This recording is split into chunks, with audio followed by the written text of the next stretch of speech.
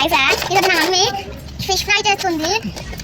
ముందు దానికి శుభ్రంగా కడుక్కొని ఆ తర్వాత పసుపు వేసుకునాలి, మళ్ళా ధనియా పౌడరు, అల్లం వెల్లుల్లి పేస్ట్, ఆ తర్వాత కారం పొడి, నిమ్మకాయ, మళ్ళీ తర్వాత కొంచెం సాల్ట్, తర్వాత రైస్ పిండి, తర్వాత మంచిగా మ్యారినేట్ చేసుకునాలి. మమ్మీ నువ్వు ఎప్పుడు చేస్తావు? చెయ్యి, నాకు ఆకలి అవుతుంది. స్టవ్ పైన ప్యాన్ పెట్టి ఆయిల్ వేయాలి.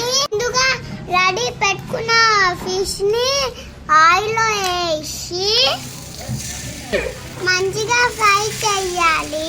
ఆ ప్లేట్ లో తీసుకున్నాం కదా నిమ్మకాయ పిండి, ఆనియన్స్ వేసి తినాలి. Super super.